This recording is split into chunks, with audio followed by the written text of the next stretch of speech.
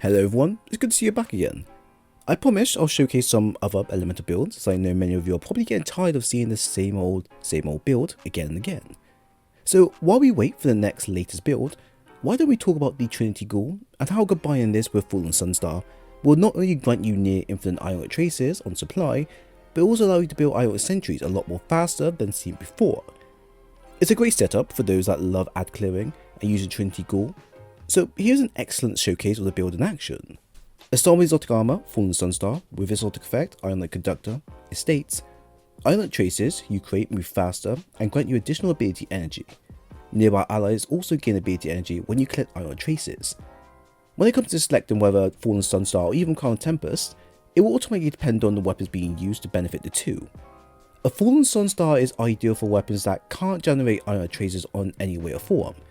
However, luckily this can be easily created and fairly easy with a few fragments and aspects. This is why I've gone with the Trinity Ghoul with Fallen Sunstar, as it can deal with large groups fairly well, while also being able to trigger the right environments to get Ionic traces or free going. Now at the same time, you can swap out Fallen Sunstar for the Crown Tempest if you know you're going to be using your arc weapon and abilities a lot more, but the two both share a common theme which are both viable for players to enjoy.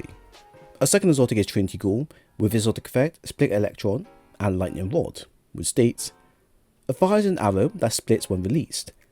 Aiming down sights and fully drawing the bow both decrease the spread. Precision kills grant the next shot chain lightning capabilities. I have always used Trinity Ghoul with Crown Tempest or Fallen Sunstar, since it has great synergy with gathering ability energy back fairly fast with its capability of netting multiple kills in one. Ideally, using this within the build is going to allow us to net multiple Ionic traces and also build up the speed for getting Ionic sentries in a fairly short time. Because of how effective it is with ad clearing, it makes it a perfect pick with our chosen exotic and does really well in much higher endgame content. At the same time, Delicate Tomb is the second best weapon to use for the build if you want something that hits much more harder against all enemies, which might be a better choice if you like rapid cooldowns for the build.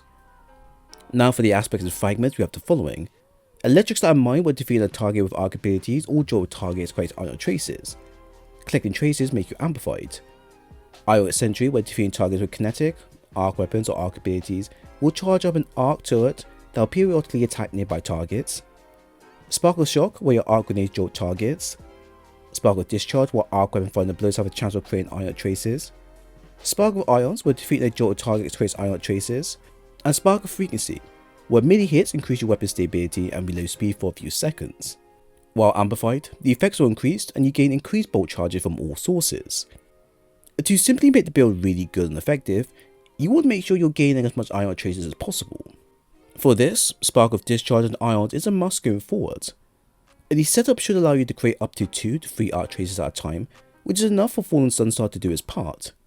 Beneficially, Electric Star Mine with arc grenades should also allow you to garner additional Ionic traces per kill made, which we can reuse to spam the singular ability as many times as we like.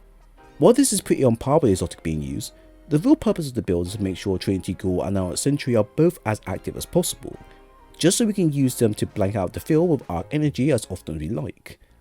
This alone is going to be pretty easy to achieve, since killing one weak enemy will activate Trinity Ghoul's effect, which will easily lead into getting enough points to activate Ionic Sentry, and then use it at key spawn points to rapidly kill enemies over and over again.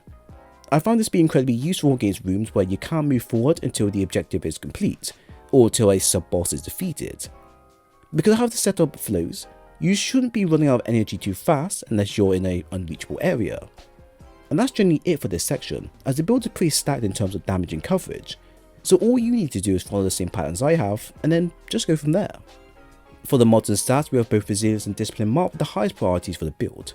Strength can also be updated if you wish to make full use of your abilities all at once.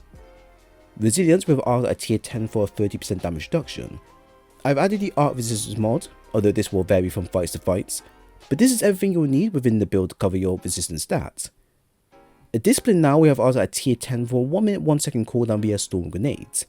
Because of how often and how fast we'll be able to get our abilities up and running, grenades should be selected that fill in the given void for this given area. Ideally, Storm is ideal as it can hit targets multiple times in quick succession, but also being able to proc jolt and bolt charges when available. While I can see Pulse also being useful, Storm just covers more ground fairly easily for all users in mind.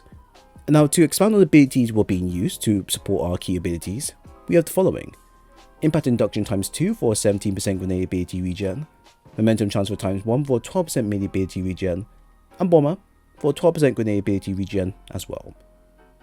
Additional mods, we have the following: Ashes to Assets when netting a grenade kill nets you super energy, Heavy Ammo Finder, reserves and scavenging mods for a heavy weapon, Harmonic Siphon for creating auto power via matching weapon type, Charged Up for a +1 armor charge, Arc Surge ×1 for a 10% elemental weapon buff, and Powerful Attraction for automatically collecting orbs of power when using your class ability. So with the exotic primary now chosen, I would then advise you to pick some super weapons for the build. What I recommend are all optional, so always keep this in mind. Our secondary is the Tenacious Mastery with Chill Clip and Deconstruct. While it won't be giving off any huge benefits towards the build in terms of comboing our arc abilities, it will be useful in terms of dealing with barrier and unstoppables all in one. This alone allows the weapon to cover 2 key areas when dealing with champions in game, which does allow us room to add in the heavy weapon of our own choosing. I do recommend you get the following perk combo though, as it's highly reliable for a consistent source of DPS when needed. For the heavy, we have Hammerhead with destabilizing rounds and killing tally. While a rapid fire frame will be better for a large magnum against bosses, this alone is fine to run with as it can hit quite hard with the perks attached. Ideally, if you use this weapon or even use a void weapon, you may want to pick the Void Season mods as well, as they do provide a wide number of abilities that are handy to have, such as being able to apply volatile rounds on direct hits, and the ability to spread a weakening blast afterwards. If you don't intend to use a linear fusion rifle for parkour deconstruction, this is probably the second best option to go with. This here is one of my go-to builds for when I need to deal with waves of enemies all at once. I need a quick and satisfying method around it. Being able to jump multiple targets back to back, while getting a ton of Ionic traces in the process, is a process that everyone should be familiar with by now, since this build has always been comparatively good. However, the added Ionic Sentry added to the mix allows greater control of highly condensed areas, which may sound odd at first, since Trinity Ghoul and Fallen Sunstar would already be providing the means to achieve this. It is, however, a powerful aspect that will help apply additional effects to enemies that our Trinity Ghoul may not be able to do so much on its own. Remember, Trinity is only good once you get its arc effects going, which is easy to proc on the weaker enemies. On the more stronger ones though, this becomes more or less an issue to proc off at times, and in fact, becomes less useful overall when facing the mages and champions overall. So you can see, while this build is pretty fantastic for enhancing a already powerful build in endgame content alone, it does struggle to deal with the bigger enemies that are more tankier to embrace. Although we do have abilities to help bolster our powers against them, and we do have a special and heavy weapon capable of dealing with the needed damage to deal with them, and we also do have our super to deal with them as well. It's only your main primary where the build struggles to deal with some of the more major enemies, but of course that happens at times with most weapons in game.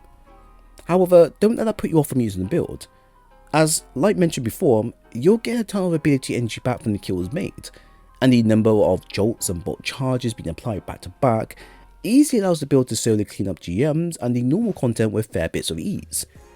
You also have to take in mind that the build can work with other exotics that offer similar synergy as well, with one of them being Delicate Tomb and Parkour Deconstruction as an example. So if you're already familiar with Trinity Ghoul, Fallen Sunstar already, then you should be familiar with this build here, with the added bolt charges for even maximum success. So there we have it. I hope you all enjoyed the build breakdown. If you have any thoughts or content shared, then please leave a comment below, a like and a sub while you're here. A dim link for the builds located below in the pin section, and I do advise you to check out my playlist for more. It was great sharing today's video with you all, and I hope to see you again soon.